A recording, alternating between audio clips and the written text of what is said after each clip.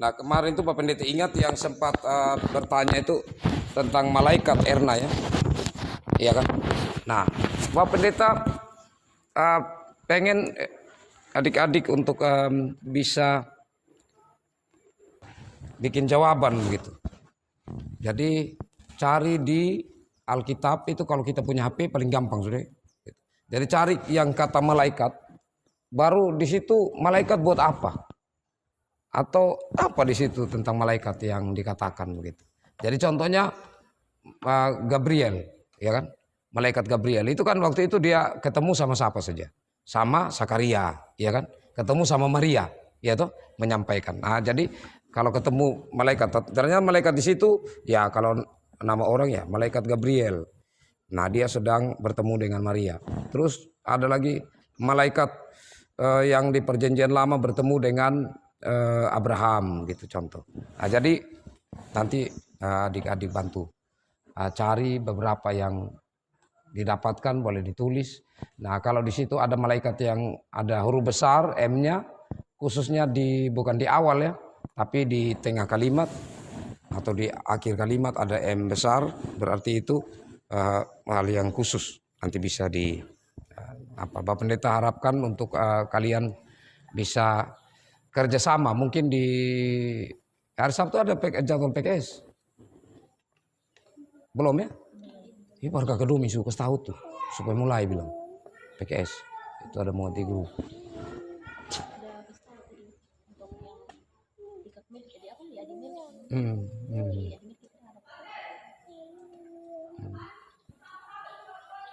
Oke, jadi nanti saling kasih ingat saja, saling kasih ingat begitu. Kalau ada yang bisa ketik di HP juga kirim di Bapak Pendeta, boleh, tidak apa-apa.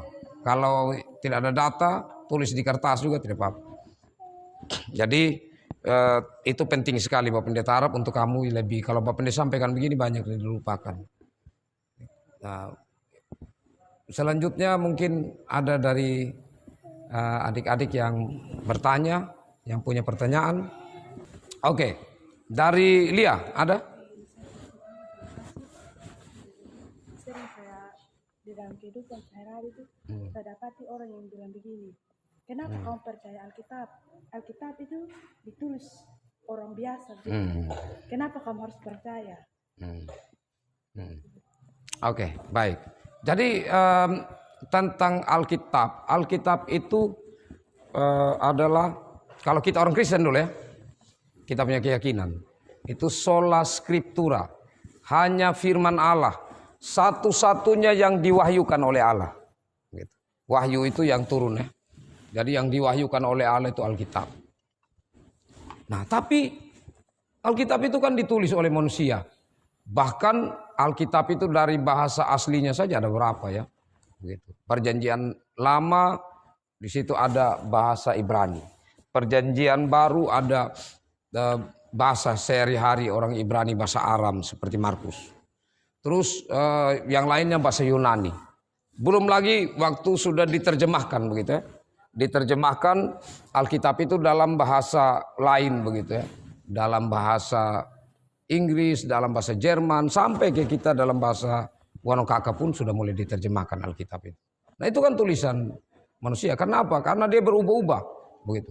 Alkitab saja ini untuk bahasa Indonesia saja ada berapa macam? Ada terjemahan baru 1, terjemahan baru 2. Ada Alkitab bahasa Indonesia sehari-hari atau BIS. Ada bahasa Indonesia masa kini atau BIMKA. Ya. Ada banyak. Jadi waktu kalau kita kumpul ya, koleksi, contohnya kita kumpul saja Alkitab bahasa Indonesia, itu ada dan berbeda-beda. Begitu.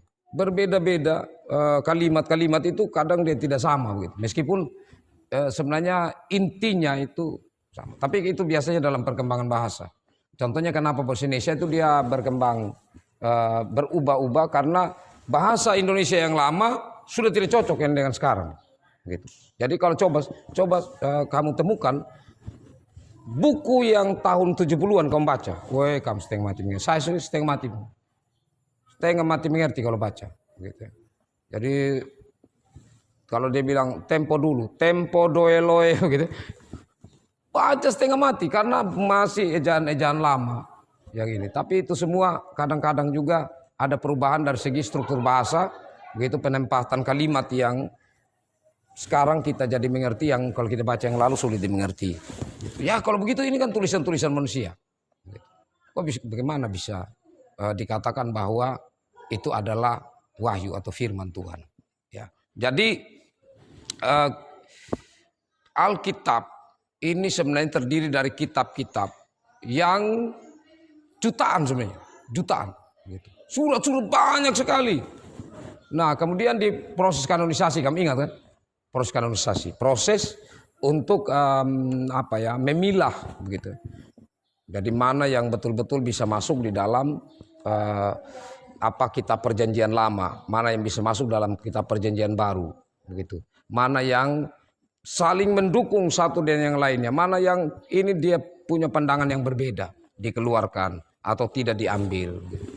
Nah, jadi di sini yang pertama bahwa Allah bekerja kepada sang penulis, tapi kemudian Allah juga bekerja kepada orang-orang yang mengumpulkan kitab-kitab ini. Kan dari banyak tuh, tapi kumpul hanya jadi 66. Jadi Allah bekerja pertama-tama dari orang yang tulis. Nah, orang yang tulis ini banyak. Gitu. Alkitab ini kalau kamu masuk teologi, pusing nanti. Belajar tentang ini Alkitab, perkembangan Alkitab ini luar biasa. Jadi Alkitab ini saya kasih contoh begini. Sekarang ditulis dari tahun ini yang sulit sekali untuk yang Bapak Pendeta bilang yang lalu untuk kita mengerti, karena kata-katanya sambung terus. Kalau bahasa Ibrani huruf mati semua awalnya. Tidak ada dia punya huruf hidup. Gitu. Nah, huruf hidup itu contohnya kalau ada begini ya, huruf begini. Nah, itu huruf mati. Kalau dibaca contohnya H begitu, sulit karena tidak ada A. Untuk cara baca ditaruh titik di sini. Jadi ada simbol titik atau koma bagian atas, itu baru tahu bahwa dia itu bacanya bagaimana. Jadi semuanya konsonan, tidak ada vokal. Huruf mati semua. Nah, jadi awalnya itu mereka juga bingung. Waktu ketemu ini, jadi akhirnya sekolah. Ada yang sekolah ahli bahasa khusus, kemudian mulai melihat dan perlahan-lahan. Jadi itu seperti Allah menyimpan kalimatnya, dan manusia belajar harus dengan hikmat Allah, dengan tuntunan Allah untuk membuka rahasia di dalamnya. Jadi semua itu hasil kerja Allah. Nah, selanjutnya dalam perkembangannya dirasa perlu ada tambahan. Maka contohnya ini ditulis tahun 1000 sebelum Masehi. Pas tahun 999 sebelum Masehi, ya, itu ada imam di situ yang melihat, oh ini perlu ditambahkan. Sesuai dengan konteks sekarang, dia tambahkan. Nanti terus begitu, tambahkan sedikit. Jadi keaslian dari contohnya surat Kejadian, itu kalau mau bilang satu orang yang tulis tidak mungkin. Terlalu banyak imam-imam yang masukkan di sana. Tetapi semua itu sudah dalam tuntunan Tuhan dan tidak tahu siapa yang tulis dan kapan ditulis. Tetapi kalau dalam pelajaran itu hanya dipakai kode. Pakai kode. Jadi kalau yang ini didapatkan macam contohnya Kejadian 5 ayat Kejadian pasal 5 sampai Kejadian pasal 7. Itu didapatnya di Gua Mahpela contohnya. Gua Mahpela lagi. Di Vatikan begitu ya. Maka di situ ditaruh di V contohnya. Huruf F V ya. Nanti ada tanda 1 di sini kecil. Itu berarti bahwa itu yang ditemukan pertama. Nah, nanti pasal 8 sampai 9 ditemukan di mana lagi? Begitu. Contoh di Gua Qumran, maka ada ki di situ. Nah, jadi terlalu banyak simbol. Nah, dan itu rumit sekali karena itu menjadi satu hal yang luar biasa ya, cara kerja Tuhan secara teliti betul sampai akhirnya kata-kata ini dia bisa tersusun dengan baik dan kita mengerti dan bagaimana Allah bekerja di sana, bekerja di sana, bekerja di sana untuk nanti menjadi satu rentetan peristiwa. Meskipun itu bukan peristiwa yang benar-benar sejarah, tetapi sebuah peristiwa yang benar-benar menggambarkan sebuah pengalaman iman. Ya. Nah, jadi diyakini bahwa ini semua adalah kerja Allah baik kepada penulisnya siapapun itu. Nah, juga kepada mereka yang kemudian membuat dia menjadi sebuah bahan kanonisasi. Membuat pengumpulan Alkitab ya. Nah, selanjutnya juga itu ada ahli-ahli yang meneliti terus menerus sampai sekarang ya. tentang isi. Nah, Alkitab ini kita harus yakin dan percaya bahwa dialah satu-satunya yang Allah beritahukan kepada kita tentang rencana Allah. Contohnya, cari di mana, hanya ditemukan di Alkitab yang ada tentang bagaimana manusia awal jadi dan bagaimana manusia nanti berakhir. Akhir zaman, hanya Alkitab yang tulis. Kemudian banyak-banyak teori di dunia ini, ya selain mungkin ada satu dua agama yang juga berbicara tentang sama dengan Kristen. Tetapi bagi kita, ya, konsep tentang kenapa manusia harus mati, itu ada di kita. Banyak konsep bagaimana manusia ini, bagaimana hidup manusia selanjutnya, begitu setelah kematian. Tapi bagaimana manusia bisa mati? Hanya Alkitab, selain mungkin ada satu dua, saya tidak tahu di Islam. Hanya Alkitab yang berbicara kenapa manusia harus mati. Ya kan? Kenapa manusia harus mati? Karena sudah jatuh, ya sudah jatuh dalam dosa. Kalau tidak jatuh dalam dosa tidak mati. Kan Tuhan bilang, kalau makan buah itu maka engkau akan, nah itu. Nah, jadi gambarannya seperti itu lihat. Ya, itu menarik itu kalau Bapak Pendeta mau ceritakan itu kalau di kampus itu kita berapa SKS atau berapa jam harus belajar begitu. Ya, untuk sampai mendalami betul. Ya, kalau pertanyaannya Lia ini kalau saya mau terangkan lebih mendalam dan lebih jauh cukup panjang. Tapi saya pikir dengan sederhana ini dan pasti yang lainnya sudah dengar juga. Yang Bapak Pendeta pernah sampaikan juga. Kita hanya bisa ingat. Oke, terima kasih. Neni Ngeradi ada? Erna? Silakan. Oke, silakan. Yang pertama, Tuhan Yesus datang ke dunia untuk misinya menyelamatkan dan menebus dosa umat manusia. Pada mulanya Tuhan menciptakan manusia pertama itu Adam dan Hawa. Mereka itu masih belum berdosa sebelum makan buah yang ada di Taman Eden. Dan pada akhirnya mereka makan buah itu dan jatuh ke dalam dosa. Jika seandainya manusia pertama itu Adam dan Hawa tidak jatuh ke dalam dosa, apakah Tuhan Yesus tetap lahir ke dunia atau tidak? Pertanyaan kedua, Bapak Pendeta bilang tadi di khotbah, cobaan itu dari iblis, sedangkan ujian dari Tuhan. Lalu bagaimana dengan firman Tuhan yang mengatakan pencobaan yang kamu alami ialah pencobaan biasa? Apakah itu perkataan dari Tuhan atau dari iblis? Baik, terima kasih. Jadi yang pertama dulu ya, tentang bagaimana Adam dan Hawa kalau tidak jatuh dalam dosa, apakah Yesus tetap datang? Ya, gitu. Nah, yang pasti pertama, ini istilahnya predestinasi. Sesuatu yang akan terjadi ke depan tapi Allah sudah tahu. Saat Allah sebelum menciptakan segala sesuatu kan sudah ada konsep tuh. Saya akan buat ini nanti. Termasuk manusia. Tapi Allah sudah punya pandangan. Saat dia menjadikan manusia, bagaimana manusia itu nanti. Kemungkinan jatuh itu ada. Nah, jadi dalam kekekalannya Allah sudah mempersiapkan Yesus. Saat manusia jatuh, nanti Yesus akan datang. Itu dalam konsep.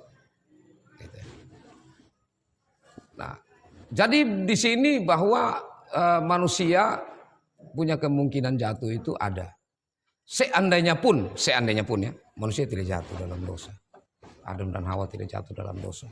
Maka mereka tetap hidup dengan satu keindahan. Sebagaimana nanti kita hidup di sorga.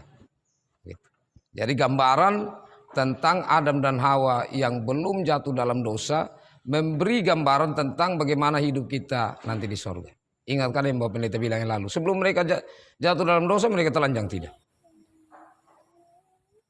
Mereka waktu sebelum jatuh dalam dosa, mereka ada pakai pakaian tidak? Ya, tapi dong tidak malu kan? Ya. Dosa kan belum kenal. Jadi saat kita sudah kembali kepada Tuhan nanti atau sudah mati, hidup bersama Tuhan, itu kita seperti Adam dan Hawa yang belum jatuh dalam dosa. Maksudnya kita tidak mengenal dosa ya, maksudnya begitu. Poinnya itu. Nah, yang pasti di situ kita tetap ada bersama-sama dengan Allah dan Yesus ya, dia sudah bersama-sama dengan kita di sana.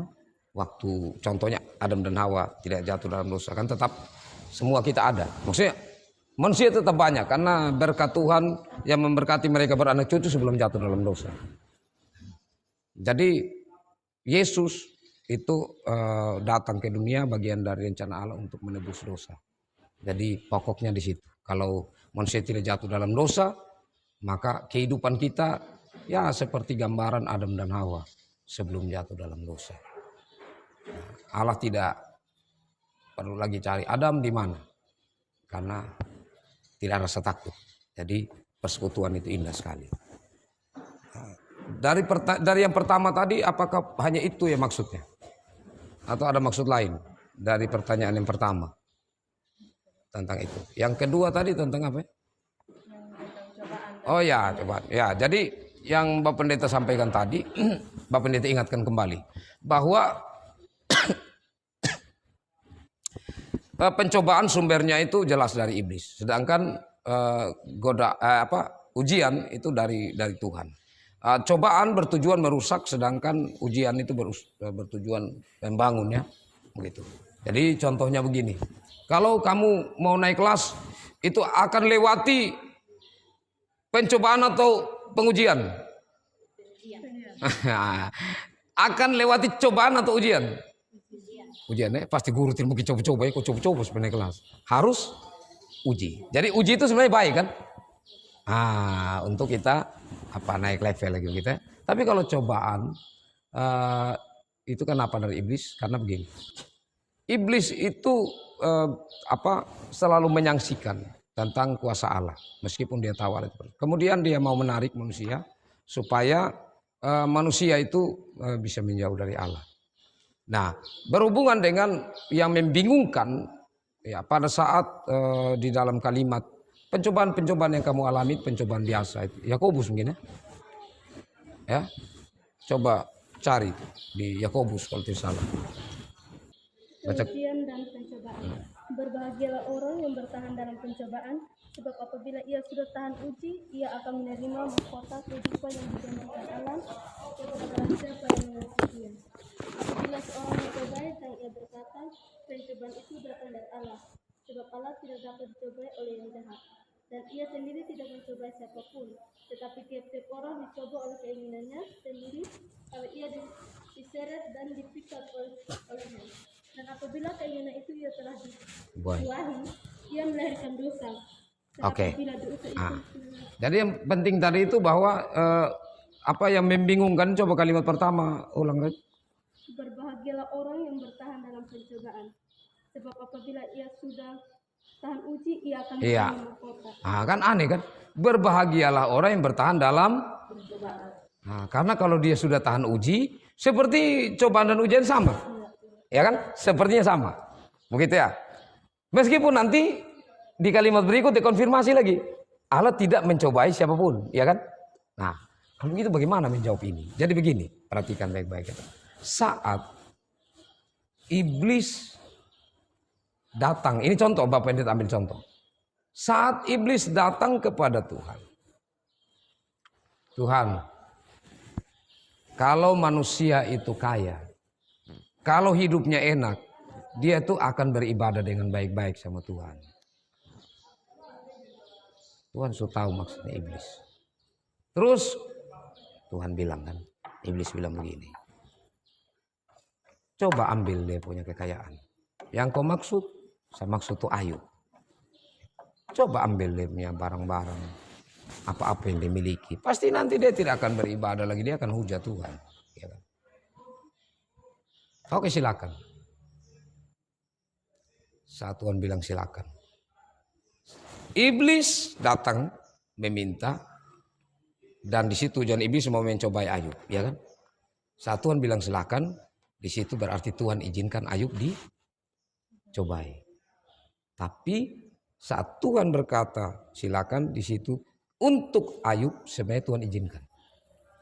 Jadi ada pencobaan dan ada izinan Tuhan untuk Jadi pencobaan dan ujian ini sekaligus. Iya kan? Karena Ayub dicobai oleh iblis, Ayub juga diuji oleh, iya kan? Kan sekali kalau Tuhan tidak mau uji dia, mana Tuhan mau lepas iblis. Nah, jadi di sini segala sesuatu dalam kehidupan anak-anak Tuhan tidak akan mungkin terlepas dari kontrol Tuhan. Di saat kita menghadapi cobaan itu dari iblis. Tetapi sekaligus itu kita sedang diperhadapkan dengan ujian dari Tuhan. Apakah kita mampu? Di sini bukan bermain game ya.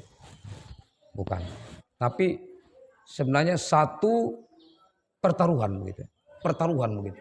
Jadi saat macam begini ya. Pertaruhan itu bagaimana? Saat saya punya anak ini, saya yakin dia kuat ya, berkelahi begitu ya. Saya yakin dia kuat berkelahi, tapi ini contoh aja ya, jangan dia. Sampai anak kuat berkelahi. Tiba-tiba ada datang satu orang bilang begini.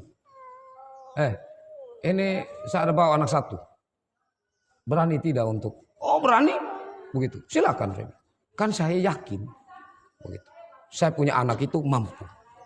Saya pertaruhkan dia. Bisa paham tidak? Bisa paham. Tetapi itu masih kurang. Kalau dalam Tuhan, Tuhan pertaruhkan Ayub. Tetapi Tuhan sekaligus mendampingi dia dengan Roh Kudus. Yesus Tuhan pertaruhkan di padang gurun. Yesus penuh dengan Roh Kudus, tetapi lagi dibimbing oleh Roh. Ingat tadi kan? Nah, jadi sekaligus dalam pencobaan bisa sekaligus di situ ada ujian. Bisa tanpa ada pencobaan dari iblis. Kita sedang diuji oleh Tuhan. Jadi iblis sedang tidak mencobai kita, tapi memang Tuhan sedang menguji kita. Ada saat memang iblis itu benar-benar sedang mencobai kita, tetapi Tuhan tetap menuntun kita dengan Roh Kudusnya. Sebenarnya Tuhan tidak mau, artinya Tuhan tidak izinkan, tetapi itu memang harus terjadi dalam hidup kita. Ya. Ataukah dari kita sendiri? Contohnya begini, tanpa godaan iblis, begitu ya. Saya langsung ngebut motor, iblis tidak goda saya. Bok cepat, tapi betul pada jalan licin. Jatuh begini, antara dua. Tuhan izinkan kita kembali kepada dia atau Tuhan izinkan kita masih hidup. Tinggal itu dua. Kalau Tuhan masih izinkan kita hidup berada di sini sebagai ujian. Tuhan bilang, anakku, saya izinkan engkau hidup. Engkau sudah melewati sesuatu yang engkau ambil risiko sendiri. Ya. Tetapi sekaligus engkau harus mengingat ini menjadi satu perjalanan hidupmu yang harus engkau pertaruhkan pada Tuhan. Nah jadi di situ terkadang sulit untuk kita memilah. Tetapi di saat kita merenungkan bahwa ini sebenarnya Tuhan karena kesalahan saya, atau sebenarnya iblis yang ada sementara coba saya. Saya percaya kalau kita berpegang pada Tuhan, firman Tuhan dan Roh Kudus Tuhan, maka kita akan mampu melewati. Jadi ujian dan juga mungkin sekaligus cobaan. Bisa tangkap? Bisa? Pokoknya kalau kamu bisa tangkap itu Bapak senang. Ada lagi? Ada di?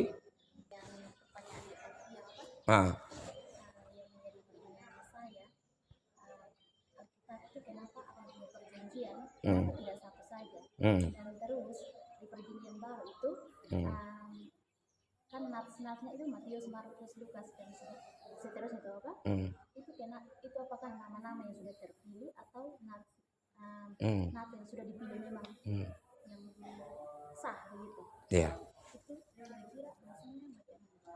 Baik, terima kasih. Pertanyaan menarik.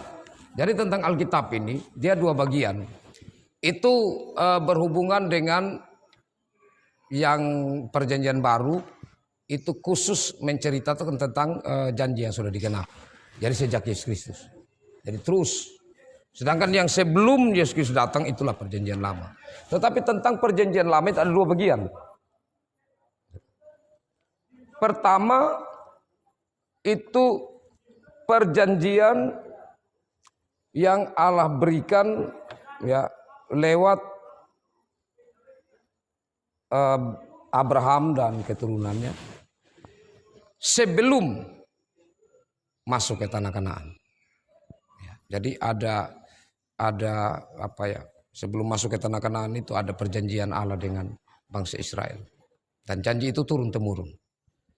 Janji tentang tanah, ya, Tapi kan sudah masuk di Kanaan ya, janji sudah terpenuhi ya. Nah, diperbaharui lagi. Jadi perjanjian lama itu ada dua bagian. Perjanjian dengan Allah sebelum bangsa Israel masuk ke Kanaan tentang tanah, tentang bangsa. Tapi saat mereka sudah masuk di sana, maka pembaharuan terjadi tentang perjanjian itu.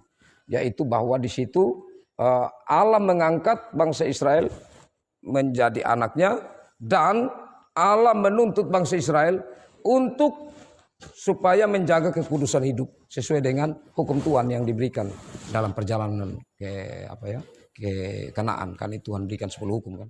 Jadi menjadi pegangan bagi mereka saat ada di Kanaan.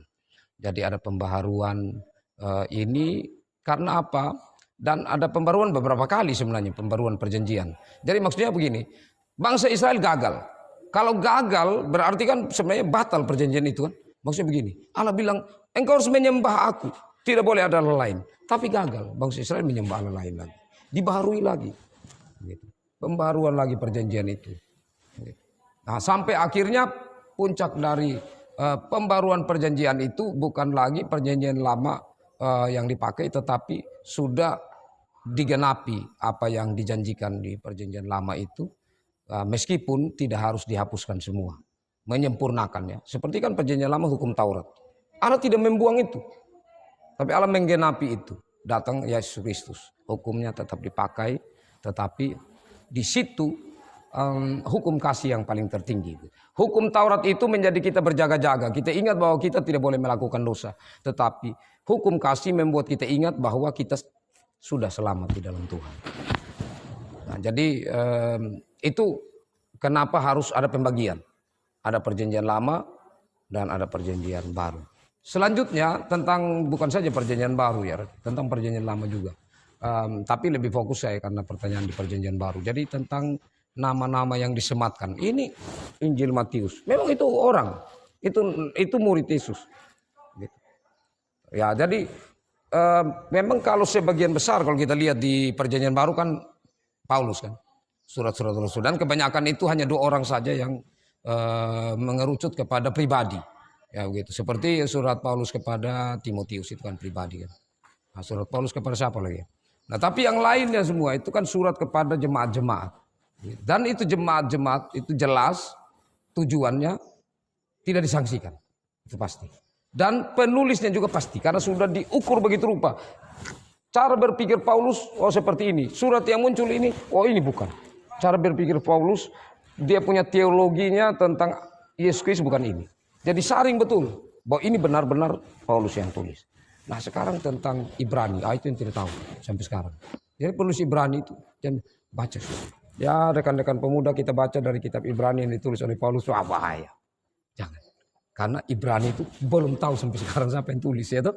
Nah kemudian Matius, Markus, Lukas yang tadi. Lukas itu seorang sahabat dari Paulus. Jadi dia pengikut Paulus yang setia sampai mati.